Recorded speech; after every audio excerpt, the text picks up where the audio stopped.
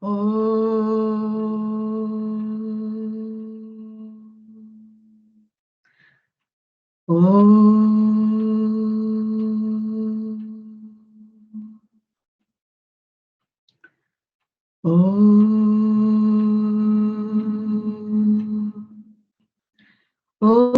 Vasudevasudam Devam Kamsachanuramardanam Devaki Paramananda Krishnam Vande Jagadgurum Krishnam Vande Jagadgurum. Namaskaram, Hari Om. Welcome to this week's Vichara Dashakam. We are honored to introduce our next eminent speaker today, Srimati Sahana Singh. Based in Houston, Texas, Sahana Singh is an engineer turned author, editor, and commentator. Her book, The Educational Heritage of Ancient India, How an Ecosystem of Learning Was Laid to Waste, is a bestseller and has been appreciated for awakening Indians to the role played by India in spreading knowledge around the world. Sahanaji's articles have been published in Reader's Digest, Washington Post, Discovery Channel Asia, Asia Water Magazine, Swarajya, India Facts, and other publications. She is passionate about traveling and connecting the dots across different societies, civilizations, and disciplines. So a few housekeeping rules. Please keep all audio platforms on mute and video cameras off as Sahanaji delivers her talk. And please place your questions in the Facebook and Zoom chats where they will be compiled and relate to Sahanaji. We will have approximately 5 minutes for questions. Now, without further ado, I will pass the platform on to Sahanaji. Thank you. Thank you, Smitaji. Namaste to everyone. It's an absolute pleasure to be speaking to all of you today. Also, wish you a very happy Holi. Today is Holi. So I'll just share my screen right away because I have a hard stop in an hour's time. Can you let me know if you are able to see my screen? Yep, loud. We can see it. Very okay, good. Right. Perfect. So yeah, so I'm going to be talking about the educational heritage of India, and this is the book that I wrote some years ago, which is on the same topic. And I'm going to be telling you about my second book, which will be out soon. So basically, my focus is on how India was the educational capital of the world, and literally caused a knowledge revolution because of all the knowledge that she shared with different countries and the students who came to study. So we had in India students coming from Western Asia, from China, Japan, Indonesia, Malaysia, Thailand, Lanka, all the surrounding countries and very far off places would want to come and secure their degrees from India. That was the ecosystem of learning that India had. And the students would make dangerous journeys. They would, since they sometimes would come walking, they would come sometimes by boat, using the waterways. So it was very hard. So this shows how much, how keen, how passionate they were to study from an Indian guru or study in an Indian university, that they undertook all these journeys. Many of the students would die on the way or while returning back to their countries. It was that hard. Even then, there was no let up in the number of students who came to study in India. They only increased in number. And the admission tests were very difficult. It's not that everybody who traveled to India got admission into the universities that they applied for. There were coaching centers. In the case of Nalanda, we know that there were coaching centers where students would try to prepare with the help of other gurus to crack the entrance examination. But even so, most of them would not. Some places were so strict, like Nalanda, which took only just 20% of students who applied. So that was the kind of standard that India set. The focus on merit led to highly original works in art, logic, grammar, mathematics, engineering, and sciences, especially in medicine, chemistry, physics, metallurgy, navigation, and more. almost every subject that that was studied at the time, or the skills that were important at the time, India was the place to come and learn, to come and study. Learning was a sacred duty. So all the educational milestones were marked with elaborate ceremonies in which many people were invited. So here is a picture of Vidyarambha, which is still being practiced, as you might all know, where the alphabets are traced for the first time on rice by little children. There was Upanayana, which is also still alive. This practice is very much there. When children would embark into higher education, this was the ceremony performed. Then there was Samavartana, which marked the graduation, the completion of higher education. And of course, there was post-graduation, those who wanted to stay on for more years. We have mention of students who were studying until they were 35, 40 years of age. That also was there. This is just an artistic representation of a forest university, because the earliest universities we had in India were out in the open, under the trees. So we find mention of these kind of universities in Mahabharata, Ramayana, and various other texts, where you actually had something like different departments under different trees. There would be one guru with a group of disciples in one place, and not far away there's another Gurukula where there would be another set of students with another guru. And so students would often go from one guru to another guru to study harder and harder subjects. And sometimes all these gurukulas would be under one authority, one administration. So this is nothing but a university, but only thing is they didn't have solid buildings like like what we are used to today, the rigid certification systems. This is the map that I showed in my first book, a map showing all the centers of learning. But in my new book, it is updated and there are almost 100 centers. So this one has about 30. And you can see a cluster of universities on the eastern side where you had Nalanda, Vikramshila, Jagadala, Vikrampur, Udantapur, a whole lot of them. And this is where probably people living in the eastern part of India, northern part of India would go to study. But actually, we do find quite a good mobility. Students travel to whichever institute they wanted to study in. And in the south, we had again clusters of agraharas and centers of learning. I'll show you pictures of agraharas. In the west, you had Vallabhi.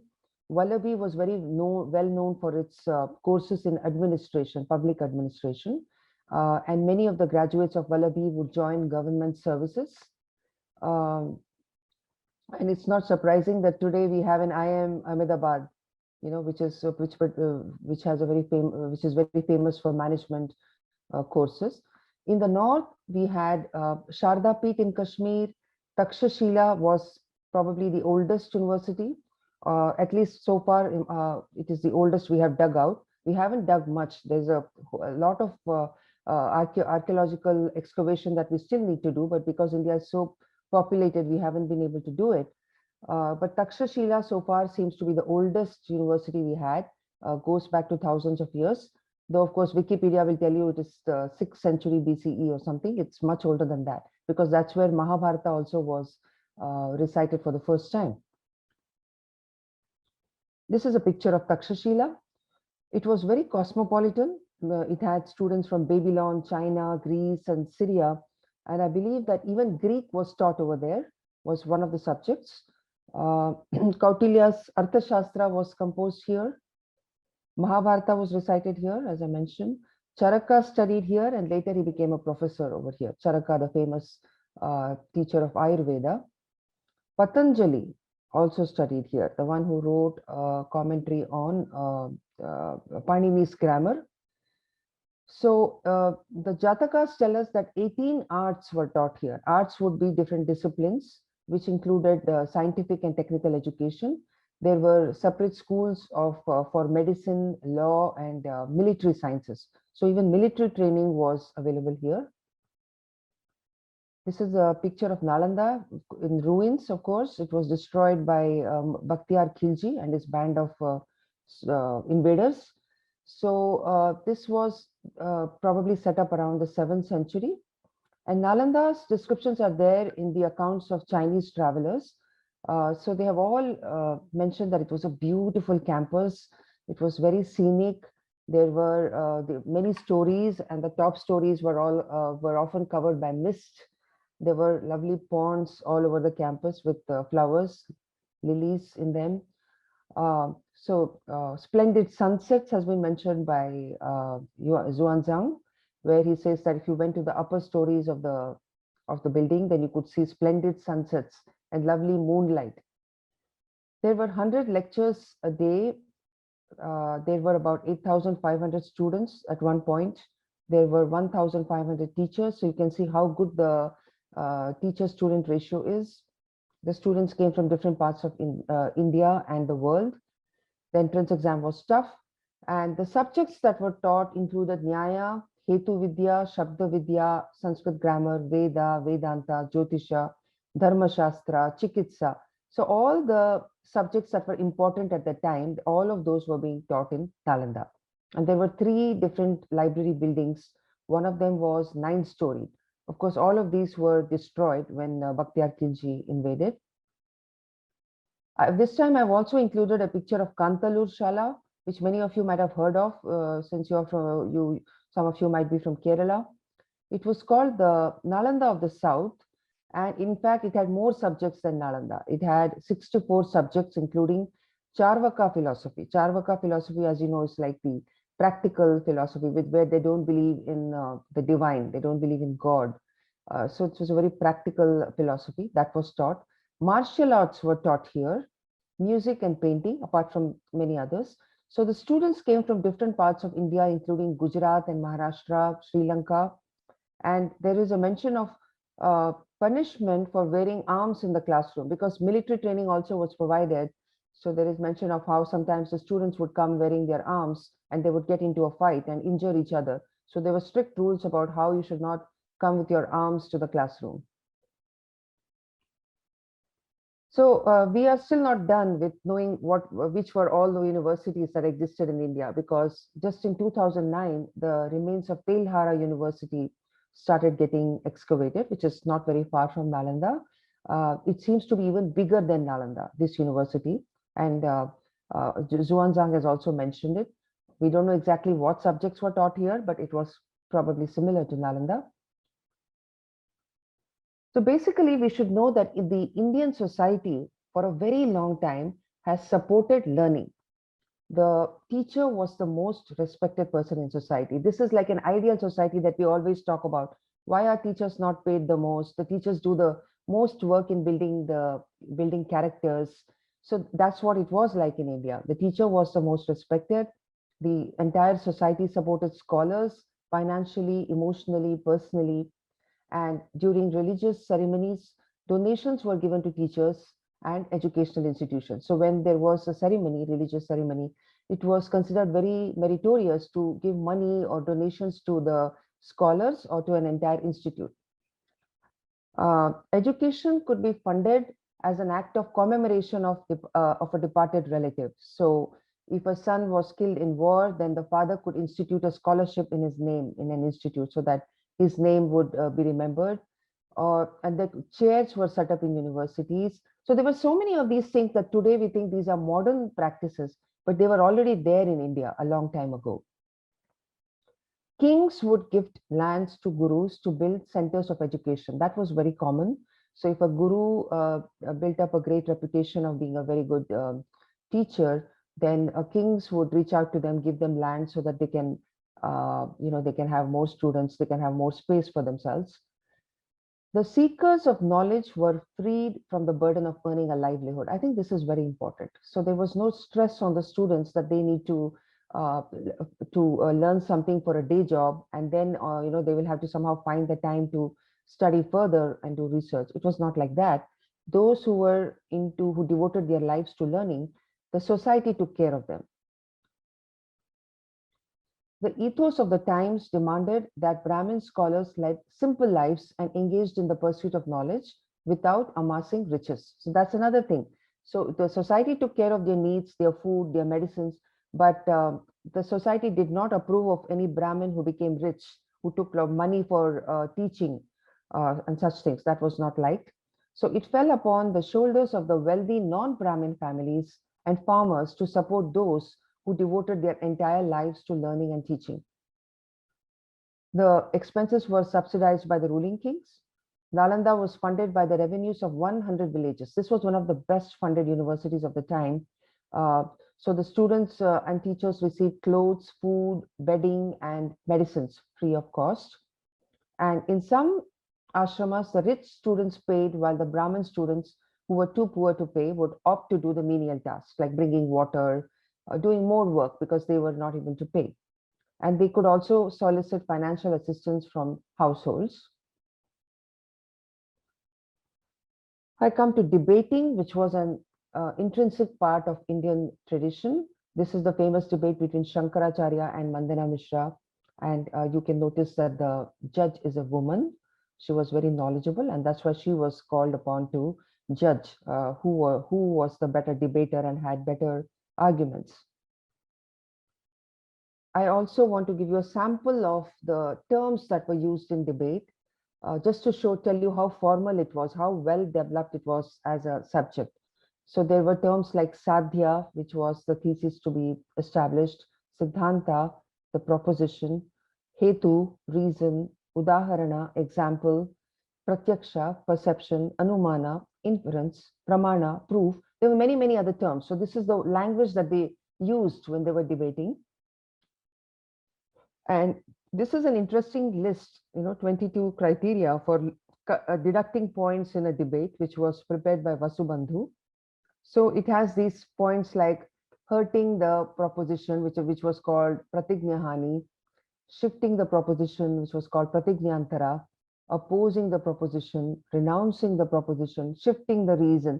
So it was like a science. The whole process of debate was like a science, and debaters could sit for debate only if they knew each other's point of view. They had to have studied each other's writings, and the two people could simply not get into a debate without knowing what the other person has written. So in that way, there would be a real vada, there would be a conversation, and there would be a moving towards the truth. The centers of learning played a big role in nourishing the spirit of open debate. The kings were fond of organizing intellectual tournaments. That's how debates got very popular, because kings also would be encouraging those debates and the public could attend.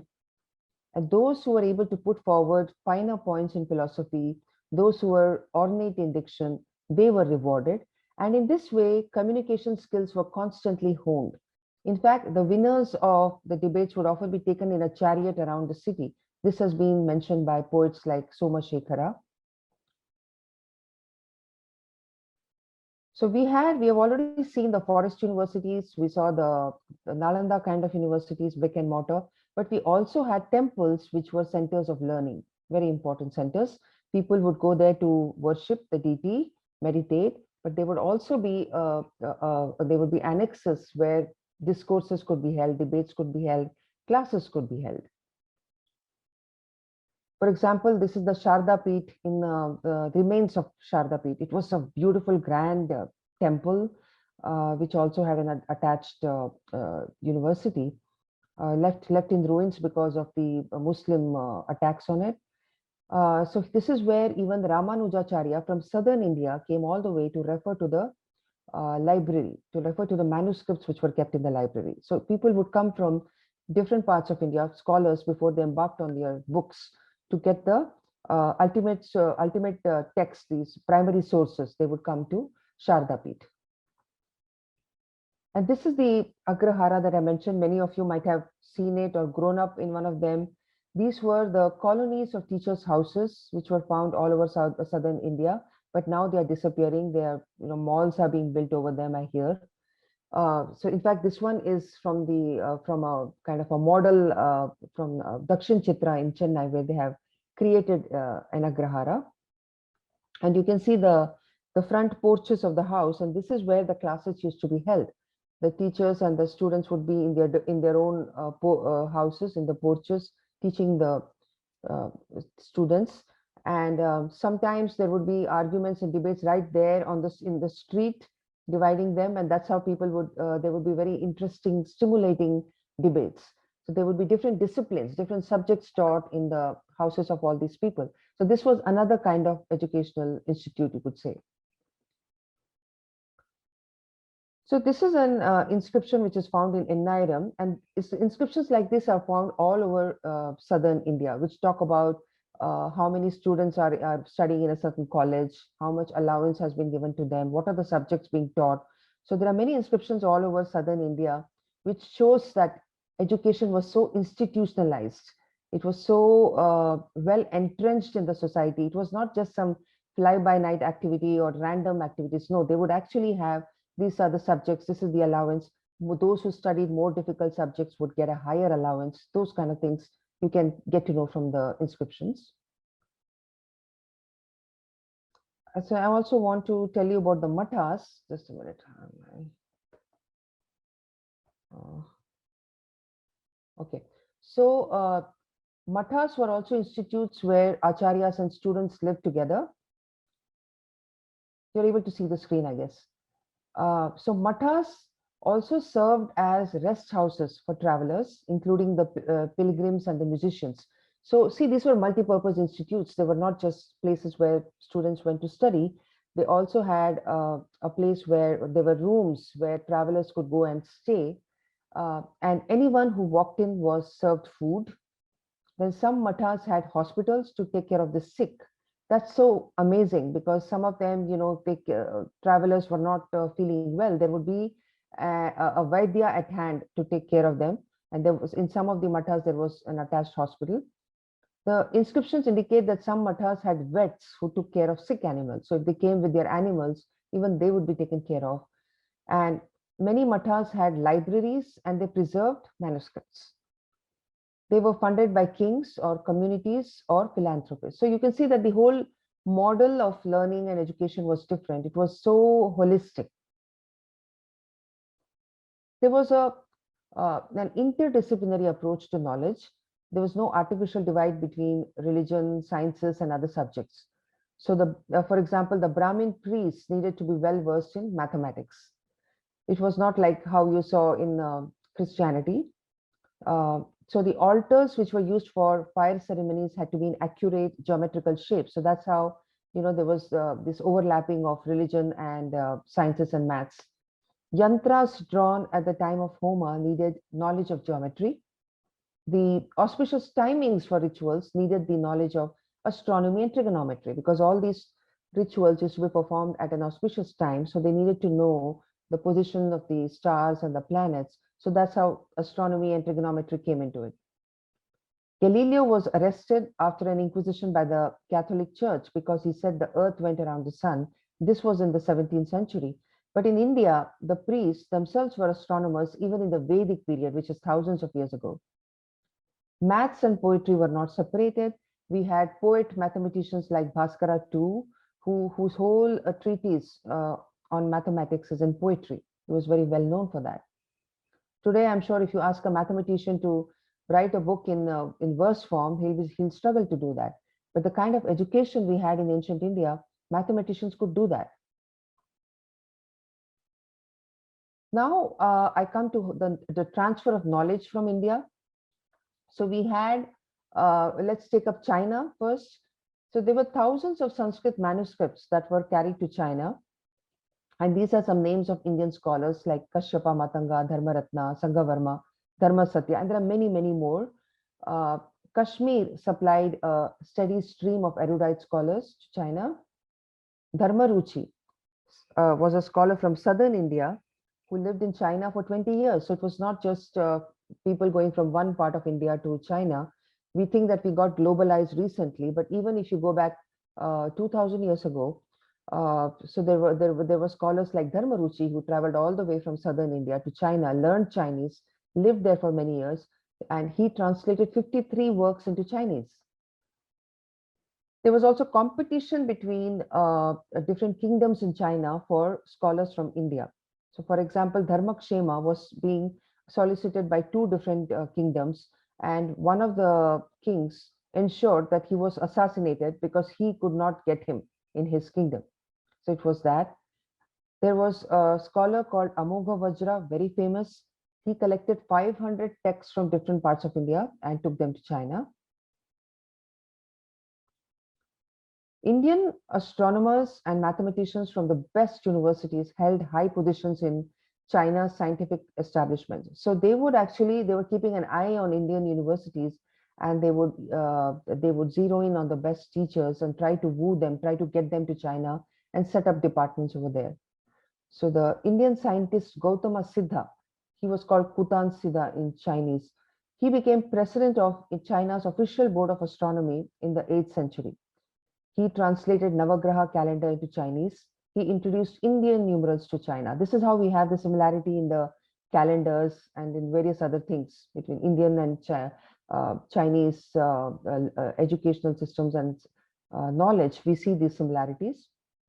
The invention of the printing press is attributed to Buddhist scholars who went from India to China. So printing was used as a means to spread Buddhist thought.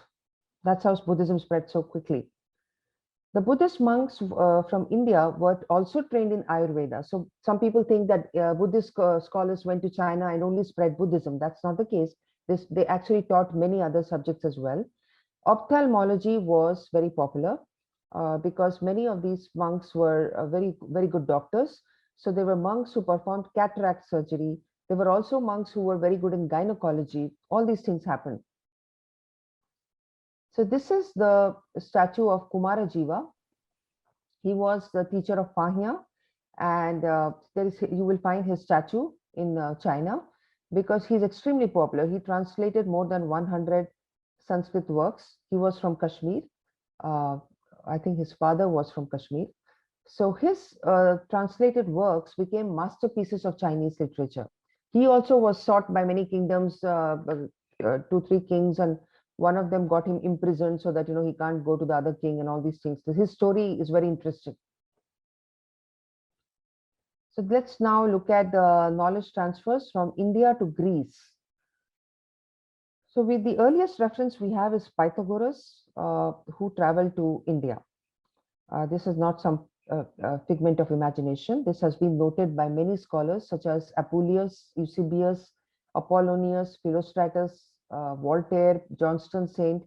So Pythagoras, after he returned from India, became vegetarian. That was big news for them because he started espousing Vedantic thought, and this was discussed a lot in ancient Greece. So that was one channel of knowledge transmission. Pythagoras, who studied in India, took it back to Greece. Rishi Kanada seems to have influenced Democritus, because a lot of what Democritus has written is similar to what Kanada said, and Kanada was from the 6th century BC, whereas Democritus was from the 4th century. And Democritus is considered the father of modern science. He traveled widely. We have the Materia Medica, which was compiled by the Greek physician Dioscorides from 50 to 70 Common Era, which contains many herbs grown in India. It looks like a lot of things have been taken from Ayurvedic texts and simply put into that Materia Medica, which was used by the Greeks.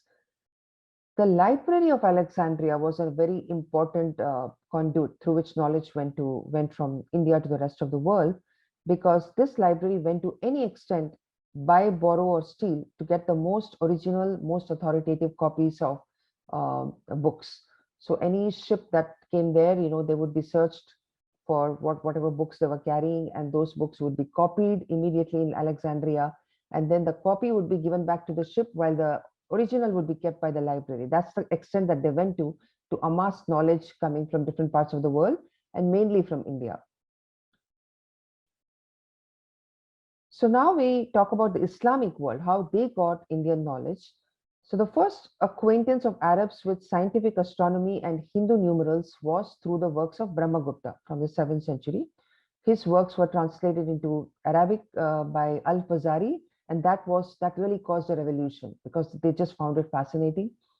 And Indian scholars were very frequently called to Baghdad to settle down there. They were given a lot of inducements.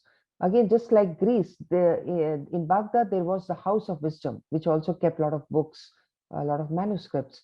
And that's how scholars were very much in demand. The Indian physician Manka, a Hindi, He was in the court of the fifth Abbasid Khalifa, and he translated Sushruta Samhita into Persian. Again, a very, very popular treatise. That's how they came to know about so many medicines, so many illnesses, how to treat them. Then, so we took medicine and maths. Now we come to the other subjects. So the Muslim intellectuals like Al-Kindi, Al-Farabi, Al-Farghani, Al-Tabari, Al-Khwarizmi, if you read their works, we'll see how much of Indian knowledge was taken from by them. Of course, they acknowledged it. They translated the works of maths, in maths, medicine, astronomy, chemistry, even music.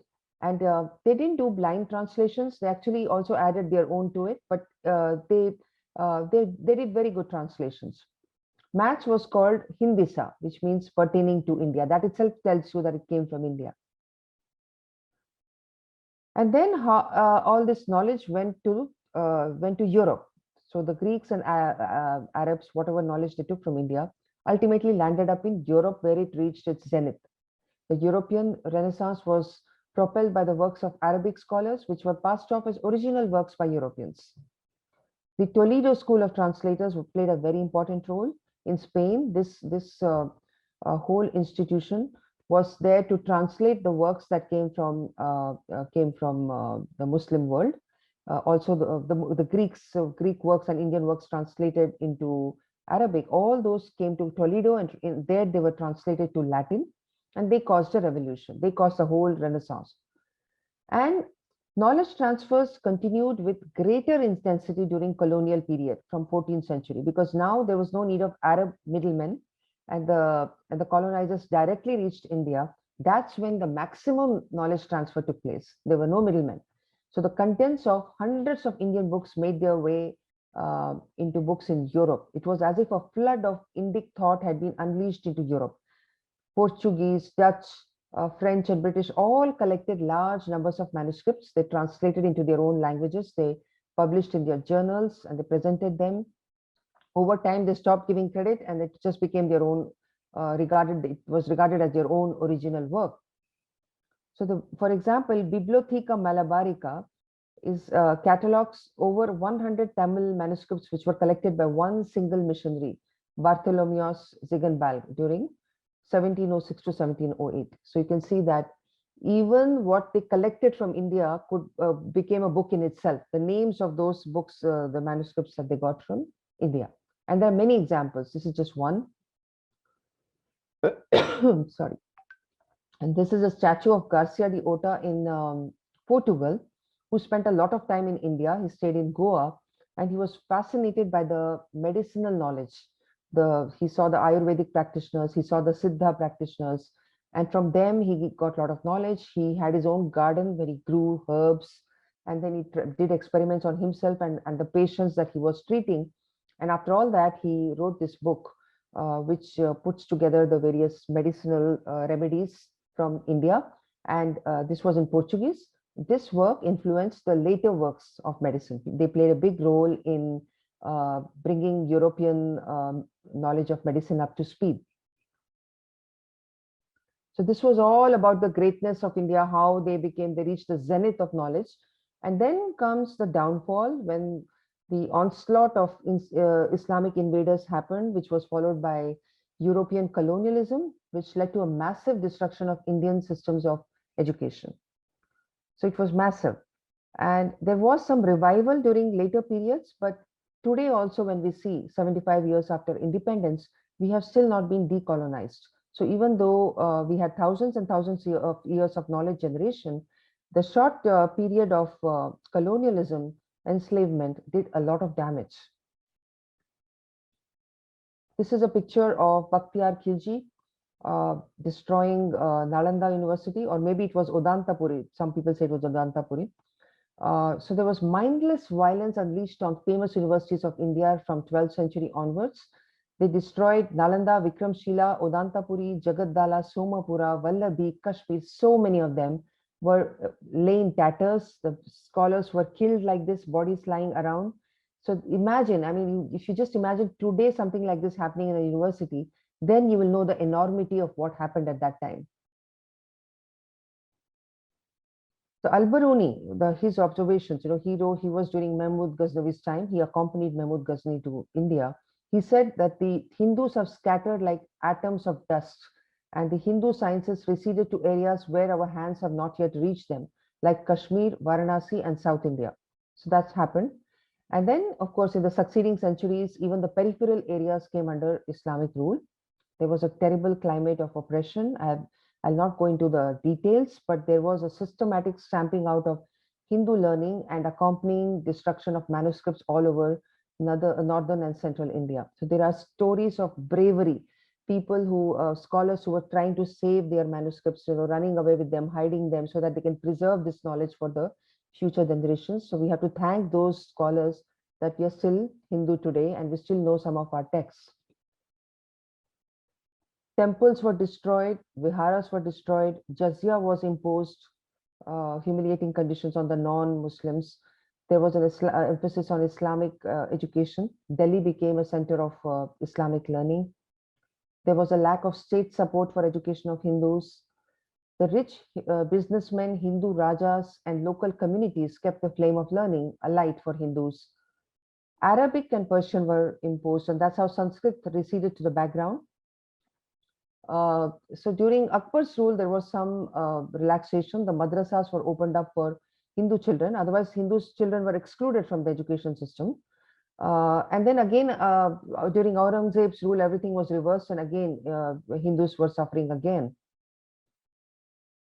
After all that period came the British imperialism, which gave a body blow to in the Indian education system. And one example of this you can see from Macaulay's Minute on Education, right? Where when after many years of discussion, when the British decided that they would henceforth only fund institutes which were teaching with English as the medium of instruction. So there was a policy that native languages will not be encouraged and only English language will be encouraged. So this is that decision which was taken, that we must at present do our best to form a class who may be interpreters between us and the millions whom we govern, a class of persons Indian in blood and color, but English in tastes, in opinions, in morals, and in intellect. To that class, we may leave it to refine the vernacular dialects of the country, to enrich those dialects with terms of science borrowed from the Western nomenclature, and to render them by degrees fit vehicles for conveying knowledge to the great mass of the population. So this is Macaulay's Minute, which tells you exactly what the British were trying to do with our education system. Now I come to Dharampal, who is a scholar who's probably not got as much recognition as he should, because he made some astounding findings on the indigenous schooling system. He wrote a book called The Beautiful Tree. So Dharampal found archival material of extreme significance when he was staying in London. He went to the libraries there, looked up the archives, and he found a series of surveys that were commissioned by the British government in the 19th century to assess the level of indigenous education in India. So when he found all those surveys, he started copying them, not photocopying, whatever means he was copying them by hand actually. He made notes of all that, brought it to India. And that's how we Indians came to know that when the British did the early years of British colonialism, when they had still not started ruling directly from England, they found that every village in India had a Pathshala. 100,000 Pathshalas in Bihar and Bengal alone. They found that there was a village there was a Pathshala in every school, every village. Reading, writing, epics, arithmetic, all these subjects were taught at the basic level. So the elementary education was very sound and literacy was very high. So see, this is not, they have, the Muslim invasions have destroyed the higher institutes of learning, but look at how the primary education system still survives, even though in a decadent form. So there were dedicated teachers, there were superior methods of teaching, and attendance was very high. And in a large number of schools, Shudras were in majority. This is the surprise. People, the whole thing that has been created, impression has been created that only Brahmins were getting an education. But in fact, Shudras were in majority in many of the schools, especially in Kerala, in the southern parts of India. And the Brahmins were in minority in those schools. So there are lots of tables you'll find if you read Dharampal's book. I would encourage you to get hold of The Beautiful Tree. And there's another interesting thing when you read the books written by the British when they were surveying the Indian education system. They felt that the ecosystem of free thought was conducive for innovation. There is one Reverend Andrew Bell who was so impressed with the Indian teaching method in the rural schools in Madras Presidency that he introduced it as the Madras method in England. So he noticed when he was traveling in Tamil Nadu that many schools had sand heaps outside, and in that on that sand the children were being taught to trace alphabets. They were being taught numbers, addition, subtraction. So he noticed with surprise that they don't even need blackboards to impart education, and he contrasted that with England, where there was there was high illiteracy because it was thought that a lot of funding is needed for education. So they will need blackboards, they'll need chalks and dusters and all that, but here, nothing was needed. They were still able to make a whole society literate by using these kind of low-cost methods. And they also were impressed with the monitoring system, where the older students taught the younger students. So, even if the teacher was not there, Andrew Bell noticed that there was no noise and the students were learning quietly, that the older students were teaching the younger ones, monitoring their work, and then later the teacher would join in. So this was so impressive for Andrew Bell that he introduced the monitoring system in England. By 1821, 300,000 children were reportedly being educated under Dr. Bell's principles, and his ideas were adopted in Europe, West Indies, and even Bogota in Colombia. So it was called the Madras method. Then there was one Reverend T. Robertson. He was very impressed with the method of conducting competitions between different schools in Burdwan in Bengal in 1818. So he describes the examination as consisting of getting different schools, the students of different schools together in one place once a month, and in which the top student of one school would ask a question to the top student of another school. And if he was not able to answer, it would pass to the second student and then to the third student, and so on. So different students would question the students from other schools, and it was such an interesting and friendly competition that the children would enjoy it thoroughly. They wouldn't even feel that it's like an exam.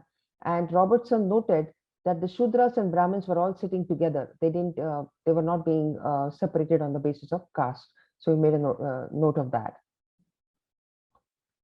This is a picture of Madras College in St. Andrews in Scotland, which is still there today, which was set up to teach the Madras method. And so here is an example of how the Western world was inspired by Indian pedagogy. Now we come to how the British destroyed the whole system, because poverty and famines became very rampant under the British. The taxation was so high that the people could not keep their mind and body together. And that's how the whole indigenous education system collapsed at the primary level. Everything that India produced, whether it was food grains, textiles, steel, gold, silver, minerals, everything was for the benefit of Britain. So that's how India was completely fleeced. Trillions of dollars went from India to England. There was no food for teachers and students in Pathshala. So how do you expect that education system to survive? And in places like Tanjavur, mass poverty was created overnight by imposition of 59% taxation of the gross produce. Just imagine. So even today, it's ironical that we call these district collectors as district collectors, because they were created during the British period and they were there to fleece the citizens. Okay. Temples were not spared. They had to part with their donations, and that's how they fell into disrepair. They were no longer the centers of learning, and this continues even today. So the British educational policies, they sounded the death knell for the regional languages. That's how it became it became a matter of status to be able to speak in English and to be able to go to an English medium school. So that's how the mother tongues were relegated to the second languages or third languages. That's how Mohandas Gandhi said in 1931 that the British have left India more illiterate than it was just 100 years ago. So this thing continues even today. India still has one of the highest number of illiterate people. This was because the native languages were destroyed. But when the native languages were flourishing, there were hardly any illiterate people. Everybody knew how to read and write, how to do mathematics and all those things. But we can't keep blaming the British for everything, because when we became independent from the British, there was a fresh chance to decolonize. That did not happen. India's self-gaze is still through alien eyes. We have completely developed the art of self-loathing, of finding the things wrong with ourselves. So I love this, what Radha Bharadwaj says. She said that when the slave continues to whip himself long after the masters have gone, then is the work of colonialism truly complete. I see that very, very much happening in India and among Indians. So the past heritage lies buried in regional and Sanskrit literature, but we do not know how to read. So unless we get a grip on our languages, start reading whatever we can find, the early books written in our native languages, we will not really get a full idea about the knowledge systems that existed in India. So I end with this quote that if you don't know history, then you don't know anything. You are a leaf that doesn't know that it is part of a tree. This was said by Michael Crichton. Please look out for my second book, which will be published in May. I said May 2021. It's now gone to July 2021. Tentatively, it will be titled Revisiting the Educational Heritage in India. So it's with the publishers right now. It will be available in Hindi and English, and subsequently I will get it translated to different languages. So this book will expand on all the topics that were in the first book. There'll be more details, there'll be more data. And some of the new topics that will be there will be memory training in ancient India. So I'll talk about the methods of memory training, which was extremely important.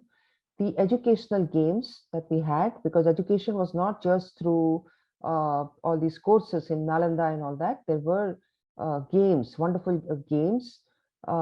And I have a chapter on why Brahmacharya was important. Then also more knowledge on how knowledge was transmitted out of India. And there is a chapter on what can India do today to learn from our ancient systems of education. So please look out for my new book. Should be out in July or so. So with this, I come to the end of my presentation. These are my contact details. You have my email. You can find my first book on Amazon, and you can find me on Facebook, YouTube, Twitter, and Instagram. Let me stop sharing my screen. So thank you very much. I think we still have a good 10 minutes for questions. Yes, thank you so much, Sahanaji, for that immense wealth of information about Indian civilization. Also, it's also nice to see how our knowledge spread to other civilizations. So I want to thank you once again for highlighting those aspects.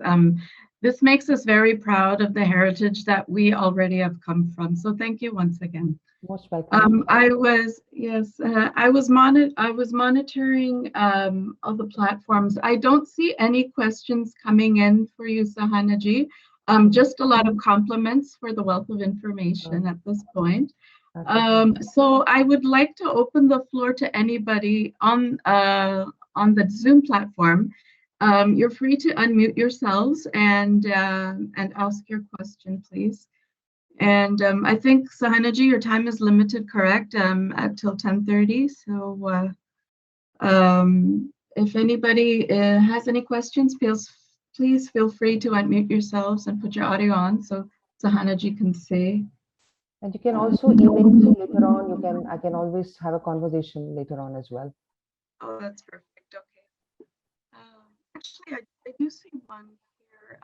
Actually, they're coming up now, Sahanaji. So I'll ask the first one. So sorry, this is from Bhavani.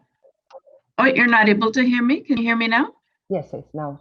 Okay, sorry about that. Okay, so we do have the questions are coming in, and I'll ask the first one here. This is from Bhavani Nair. So she states that I've read somewhere that Sudras were encouraged to learn in Eratachand's collieries in Kerala. So if you want to emphasize on that.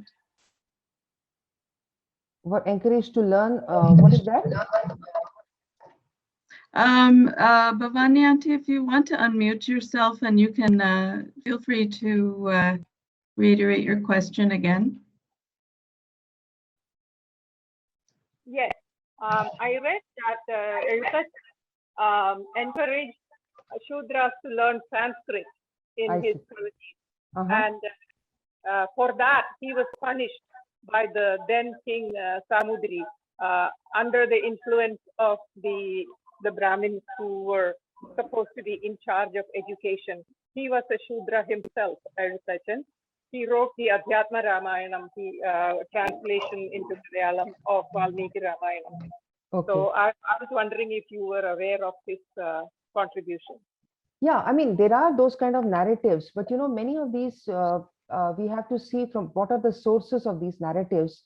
So this particular one, I haven't looked up this particular one, but many of the others that I've seen, it is not really the kind of battle between castes that it's made out to be, many of those, because some of those come from the missionary narratives, because there was, when I was going through how that whole thing was constructed, I'm not saying that there were no, you know, disparities, but a lot of that, that whole conflict narrative has sprung up from the missionary narratives, because I have seen those books where they're saying that we are unable to convert these people. We are not able to convert them because of, you know, they have this kind of a social order. So what we have to do is to, you know, to condemn this system, which is not allowing us to convert them.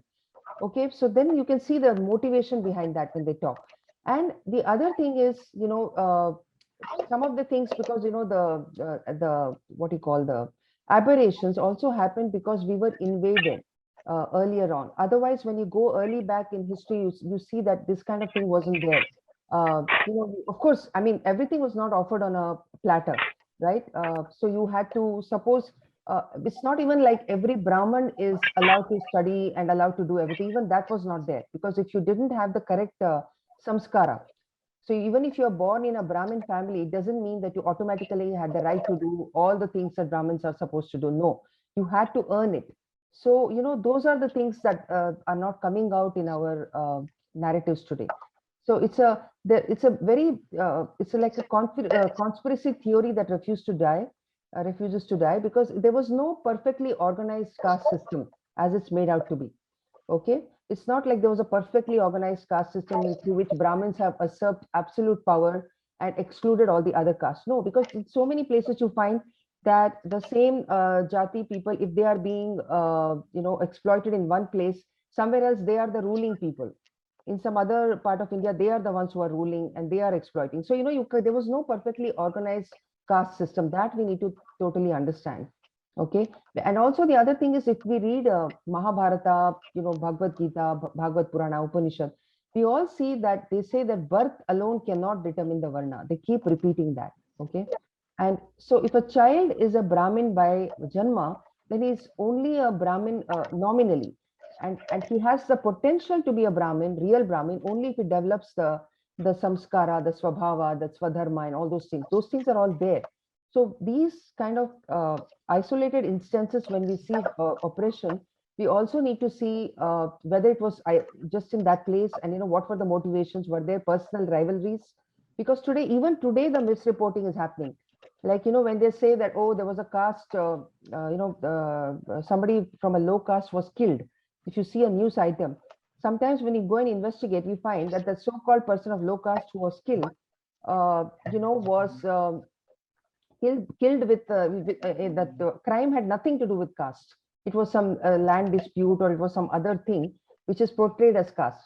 And also, if there's a burglary, suppose there's a burglary in a person from a certain caste, they'll make it seem like it was due to caste, which may not be the case. I'm not saying there was no you know, there were no conflicts at all. There might have been, but that generalization that we see, that did not exist. Thank you. I just have 5 minutes more. Thank you, Sahanaji. Yeah. So I think we have time maybe for 2 more questions. So the second question I have is, one thing, this is from Bikram Joshi. What is one thing that people in India and people outside of India can do regarding educational heritage? How can they promote that? You mean preserving the educational heritage? I would say Yes. that one of the most important things is to be proficient in your native languages. Whatever your mother tongue is, please become proficient, read books in that. I'm not saying everybody has to learn Sanskrit, but at least learn your native language. Try to read the histories written in them. Uh, please find out the oral histories of your land.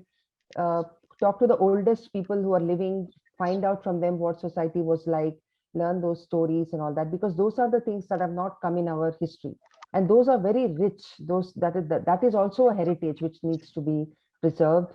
uh, then the other thing, of course, is to encourage the temples to also have those become centers of learning as they used to be. uh, have those classes and those courses. I'm sure you yourself are doing that with your temple over there. So that is how you bring it back. It's a living tradition. We have a continuous unbroken civilization, which is absolutely extraordinary. So if you go to all the Western Asia, if you go to Babylon, where Babylon existed before, or where ancient Egypt existed, over there you don't find any trace of their religion or their or even their languages, right? So, or their gods. So, but we are still doing all these things. So keep them going. Celebrate the festivals, and then your young people. Very important thing is to preserve those things. You have to initiate the young people into all this knowledge. You have to get them interested. I mean, not lecture to them, but let them get very excited and very interested about our heritage and our civilization. That would be a wonderful way to preserve our heritage. That's great advice. Thank you, Sahanji. I myself have Thanks a lot. been born and brought up here in Canada. And so this was very encouraging, because in our home we were always encouraged to know about, our heritage, and we spoke our mother tongue at home, and we speak it to each other still at this point. So I have one final question for you before we wrap up. This is from Vinita. How was education imparted for women back then? Any difference in the education imparted to both genders? Yes. So I have a whole chapter on education for women. So I would encourage you to read that from my first book. And in the second book, there are more details. So definitely education was not denied to women. You also saw that picture I showed you of the great debate between Shankara and Mandana Mishra, which was judged by a lady. So women, it was essential that everybody had to learn how to read and write. So women were definitely not excluded there. When it came to higher education, it was probably those who were more interested in it who went into it, because women have this multi-purpose role. I mean, there are so many roles to play. Biologically, they have a role to play, and so it was only those women who were ready to sacrifice all those things who would, because it's very arduous. If you want to go in for higher learning, then there are many books to read, to memorize, because in those times also there weren't that, like today we have all this hard disk and everything. So there's a lot of time that had to be given to it. And so we even have women called Brahmavadinis who devoted their entire lives to learning. And so they read the Shastras, they were highly respected. So you can see that women were totally a part of the education system, but maybe not everybody went for higher education. Many of the women probably learned arts and skills, right? So after the basic education, they probably went into various, there were so many arts that had to be learned, like singing, dancing, the Natya Shastra, for example. It is itself such a big subject, and there were mostly women who were being taught that. And you will find that the Vedic knowledge comes in all these other arts also, which were being followed and taught, which women were learning and teaching. So women were part of it, because in grammar also there are many expressions for women teachers, women experts in different subjects. There are words for them, which shows that women were also not just simply studying the easy subjects. They were going for the hardest subjects also. Mimamsa, for example, there were terms for women who studied Mimamsa. So yeah, women were there. They even went into fighting. There were women who learned archery, who were expert swordsmen, sportspersons, everything. Women were in every field. But yes, after the Muslim invasions, their freedoms were terribly curtailed.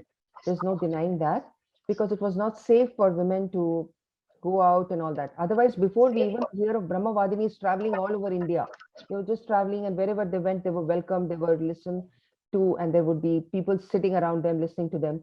even in Mahabharata, you have mention of ashramas which were run by women gurus. Okay, so yes, all this had a setback during the Muslim invasions.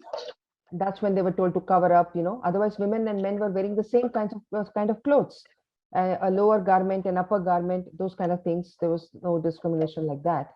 But yes, there was complementarity. So women were not competing with men in everything, right? And also technology had not developed like today, where we have all these contraceptives and we have the sanitary napkins and all that. So we can't expect that the women of those times were doing all the things that we are doing today. No, but definitely they were not considered inferior to men when it came to learning or debating and those kind of things. Thank you so much once again. This was a wonderful discussion. I'm getting like compliments are pouring out how the information is so, so enlightening everybody. So thank you once again for your presence. Thank you. And so we'll wrap up right now. I see a question about somebody asking me about the Dharampal book. The title of the book is That's The Beautiful right. Tree. Yes, they want to know the author. Okay. So please do look up The Beautiful Tree by Dharampal. Thanks again. So now we'll wrap up with the Shanti Mantra and today's session. Om Purnamada Purnamidam Purnat Purnamudachyate Purnasya Purnamadaya Purnameva Vashishyate. Om Shanti Shanti Shanti. Hari Om Sri Gurubhyo Namaha. Hari Om. Namaste and thank you everybody. Thank you Sahanaji. Namaste.